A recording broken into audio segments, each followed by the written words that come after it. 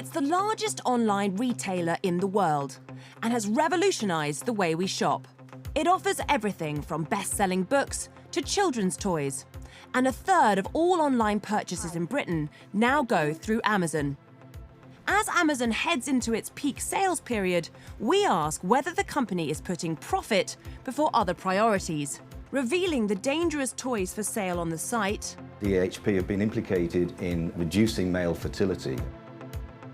Uncovering the enormous amount of money the company makes with our personal data. You are being surveilled at a very intimate and very detailed level inside your home. And as Amazon launches a major campaign claiming its warehouses are a great place to work, we go undercover to search for the truth behind the message. Your feet hurting. Oh no. Tonight, Dispatches asks, what is the hidden cost of Amazon's unstoppable growth?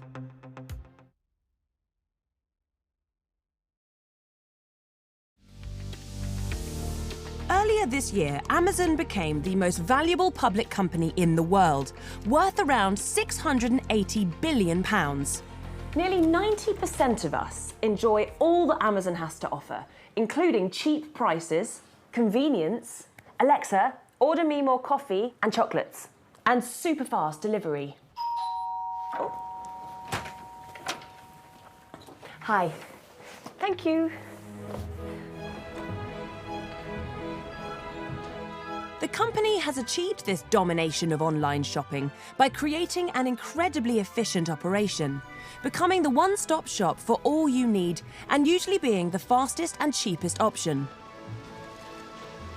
But a number of investigations into Amazon by regulators suggest that there are major concerns about all this convenience.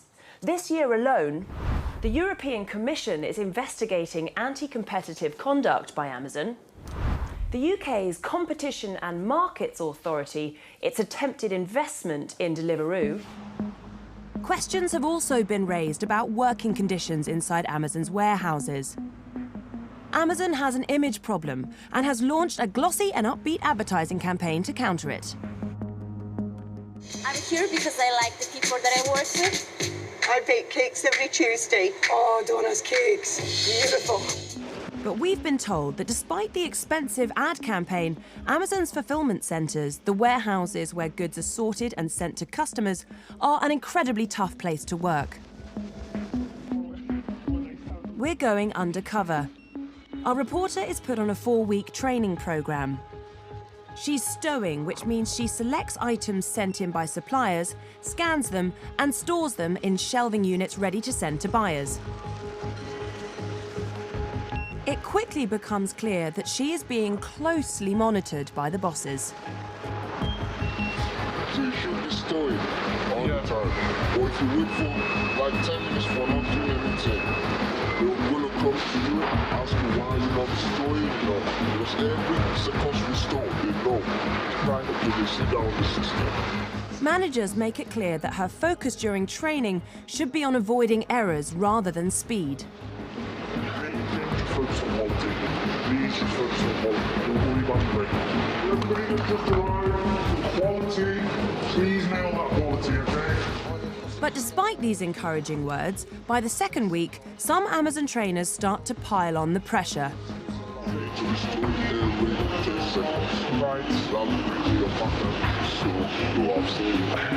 want to see that down.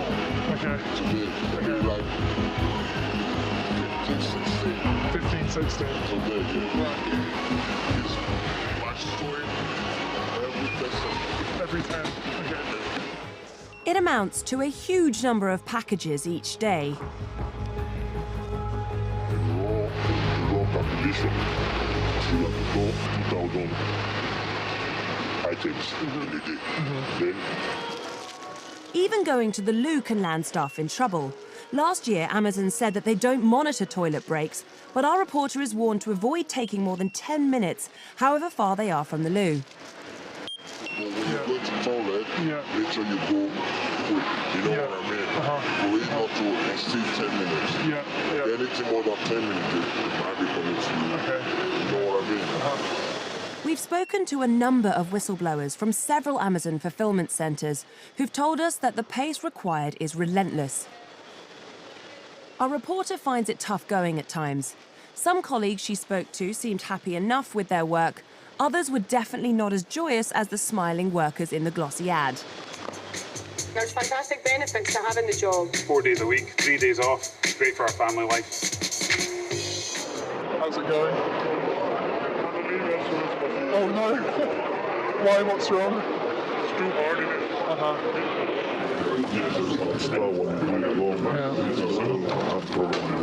Oh, from stowing. What's it like at peak with stowing? Is it hard? Or is it okay? Oh, your knees. Your feet hurting. Oh no. I guess like not even insoles would probably help, would they? Yeah. Staff have told us Amazon limits the number of full-time contracts it gives out, referred to as a blue badge. And unavoidable absence such as sickness may have an impact. When it comes to sickness, so it will always go on your record. So obviously when you apply for the blue badge, sickness affects it. There have been other concerns about staff well-being. Do you know maybe which person? I don't know. Just not been told, have we? This is chaos.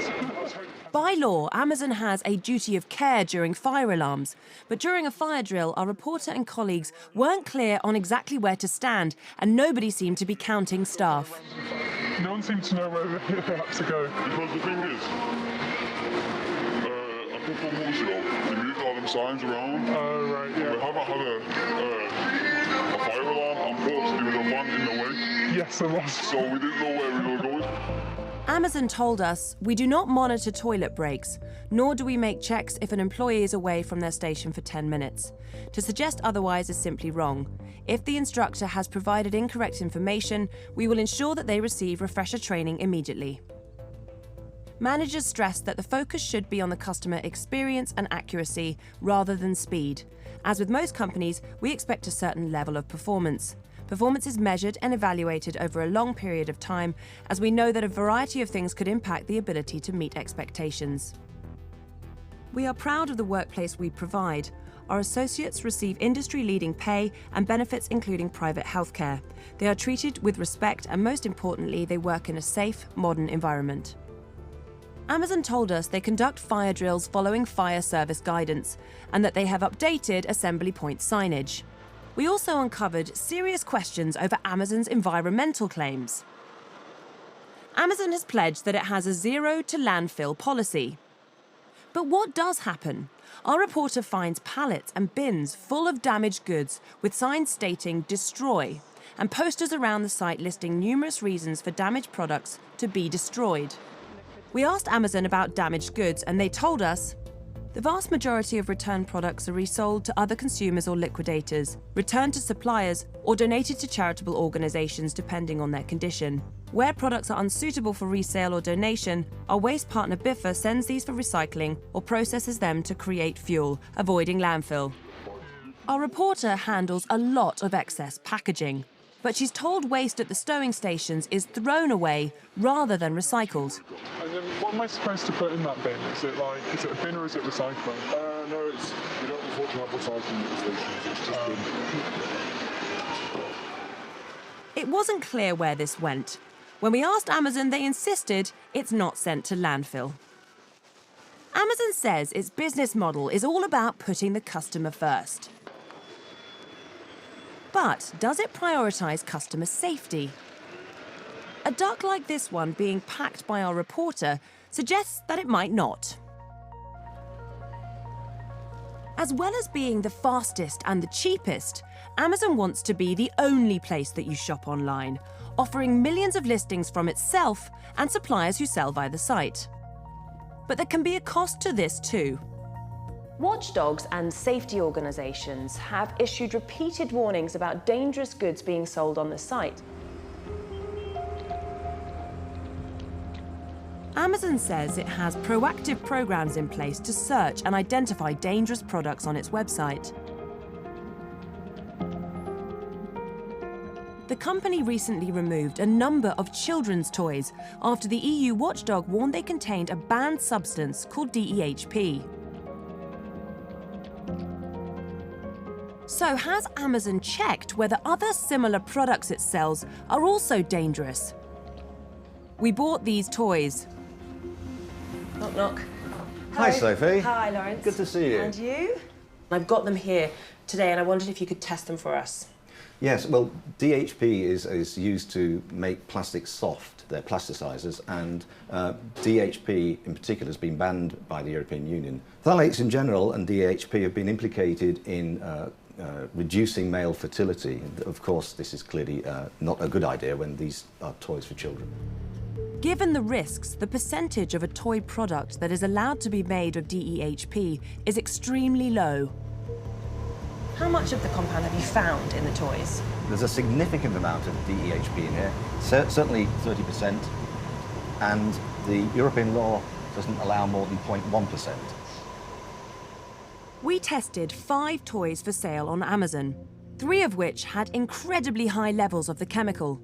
Testing showed that more than 30% of this red seahorse and green seal from a bath toy set was made up of DEHP. That's more than 300 times the legal limit. This yellow duck was more than 30% DEHP, and this red octopus was even worse. It was more than 50% DEHP, 500 times the limit. Incredibly, they were all being described on Amazon as non-toxic. Children, when they play with these toys, put them in their mouths, and just by, in fact, handling them, they can absorb Just the phthalate. handling them Just alone? handling them. God, they look so harmless. They look harmless, but the phthalate will dissolve in the fat in your tissues, and you can absorb it through the skin. Just by holding Just it? by handling. The EU categorises DEHP as toxic for reproduction, and research indicates that children chewing the toys is riskier than contact with the skin. So these soft toys that they put in their mouths and hold in their hands, they come in contact with that chemical just like that? In this case, yes, with these toys. Wow. That's absolutely appalling. It's very frightening. There have also been concerns raised about products targeted at vulnerable people. In April this year, MP Rachel McLean discovered that Amazon was selling books promoting anorexia. Tech giant Amazon is selling books under the category of pro-ana, which purport to show anorexia as a healthy lifestyle. So did you share my revulsion that these books are available online?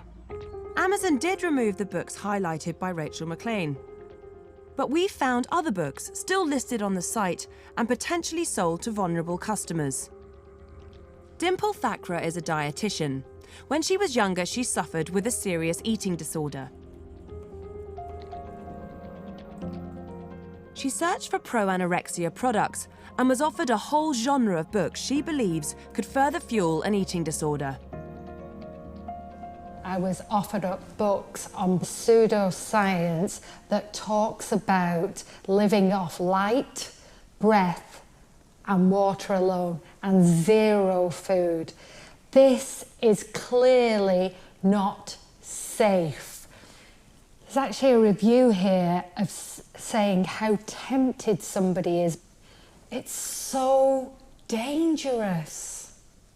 There needs to be some accountability, some responsibility by Amazon to vet and to take care of their customers and their well-being. When we contacted Amazon, they quickly removed the toys from their site.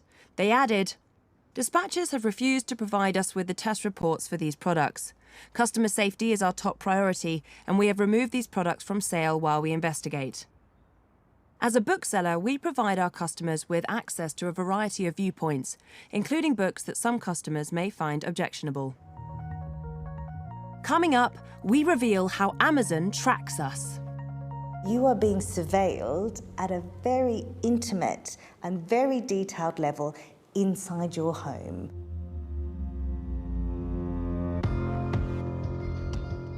Amazon has become the dominant online retailer in Britain.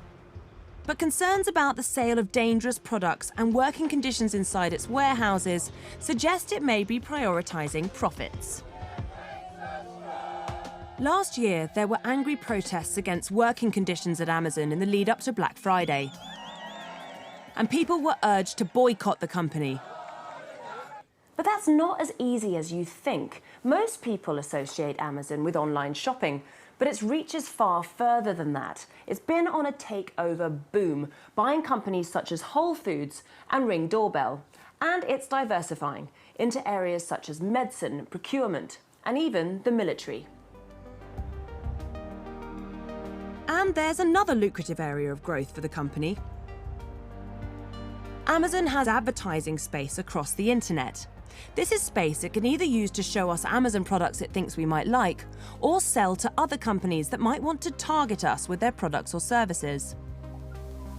Amazon knows a huge amount about us, and it uses this to target adverts at us based on our interests. It is now the third biggest advertising business in the world, second only to Google and Facebook. This data enables Amazon to build up quite a detailed understanding of your habits, every single thing that you look at, for how long, whether you put it in your shopping trolley and buy it or don't buy it, and when you're inclined to go shopping, is all tracked. It enables Amazon to target products towards you and services in a very personalised manner. And there's another way Amazon can learn intimate details about us. There is a growing concern that millions of us have invited a surveillance system into our homes. You'll start issuing instructions to Alexa about when you want the lights on, when you want to turn the music on, what kind of general information might be interesting to you, and all of the data about those behaviours can be collected by Amazon. You are being surveilled at a very intimate and very detailed level inside your home. Amazon doesn't just collect data about us on its own site and devices. Like other big tech companies, Amazon places tracking software called cookies across a range of sites to learn more about us. When you go onto a site, cookies will identify who you are and associate that with other information that the organisations already have about you. The cookies don't collect your name or address, but can often identify you by things like your device. But there are concerns about the type of sites where advertising companies, including Amazon, are tracking you and collecting your data. We commissioned Web X-ray to look at 2,000 mental health websites. What did you find? We found that when you search for very sensitive mental health conditions on the internet, around 99% of the pages that we looked at contained third-party tracking. These are all of the companies that are collecting information about users. So where does Amazon come into this? Just under a fifth of these pages, Amazon advertising services are collecting information about you. What we're looking at here is all of the pages where Amazon collects information about you. I think most people would have a gut reaction. Why do you, an advertiser, need to see exactly what mental health conditions I'm currently worried about? One website we look at offers advice on anorexia. So is Amazon on here? Yeah, absolutely. As you can see, Amazon ad system is right there. The cookies have already loaded on the browser, and they're already communicating sensitive information about you. It's shocking, and I think it's really frightening. And it appears this cookie could be collecting information about potentially vulnerable people for a long time. This expiration date of the cookie indicates that it's a persistent cookie, which means it's going to live in your browser and collect information about you until 2025? Apparently so, at 5:34. Yeah. So this cookie is going to be following me around till January 2025? At 5:34, precisely, yeah. What on earth? I don't understand how that can be allowed to happen. I think people don't realise just how how much they are being tracked and followed. Critics say the collection of such data is happening on a huge scale across the advertising industry, and very little is known about the extent of it. You just go to a mental health website, you do not expect Amazon Marketing Services to know that you're depressed. It's just utterly unacceptable. There's a reason why this is protected information. Knowing that somebody is depressed means you can target them when they're at their most vulnerable. So does Amazon Advertising use this information to target vulnerable customers? Amazon strongly denied this and told us, "We take the privacy and security of our customers' personal information seriously. From an advertising perspective, we do not use information from publisher websites to inform advertising audience segments. As the operators of their website, publishers manage consent for cookies used on their site. To suggest otherwise is simply wrong." The Information Commissioner's Office are concerned that a fiercely competitive online advertising market is causing companies across the industry to collect increasingly personal data about us. We think there are unlawful practices in this industry. The market has evolved to an unhealthy state where the only way that publishers and others can be competitive is to channel more and more data about people into the transactions they're doing. So there's an arms race to get more and more personalised. It feels creepy, it feels intrusive, it feels disproportionate. What gives Amazon a real advantage over other advertising companies is that it has access to our shopping and device data alongside information collected by cookies. In fact, Amazon boasts to potential advertisers of its unique first-party observations across billions of customer journeys. Yet, despite the methods used to collect this data and the multi-billion-pound fortune that Amazon has amassed from it, we as customers get paid nothing for it. In fact, as a country, it appears we are paying Amazon money. Alexa, how much tax does Amazon pay in the UK? Amazon is compliant with all UK tax laws as with every country it operates in. Amazon's revenue in the UK is approximately 11 billion, yet it paid 220 million in tax last year. That's about 2%. There is a clear and understandable perception that Amazon doesn't pay enough tax in the UK. It is tax structuring to reduce the tax payable, and that might be objectionable to some people, but it's not breaking the law. The current international tax system doesn't work as well as it used to, and almost certainly needs to be redesigned. And that is the responsibility of governments.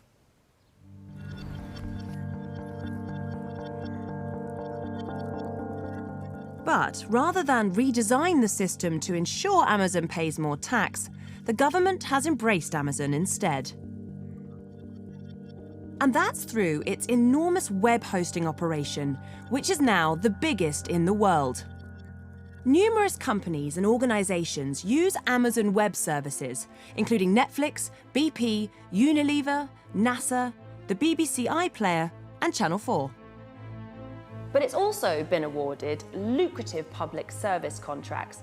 Dispatches has found that as well as an up to £400 million procurement contract in Yorkshire, the government has paid Amazon at least £78 million to provide the web services for several government departments, such as the Ministry of Justice, the Department of Health, and perhaps most surprisingly, HMRC.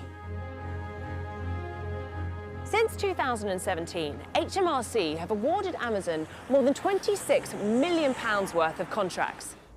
That money is being paid to Amazon Web Services, a part of the company that is headquartered in Luxembourg. Amazon told us, "We have invested more than £18 billion in UK jobs and infrastructure since 2010.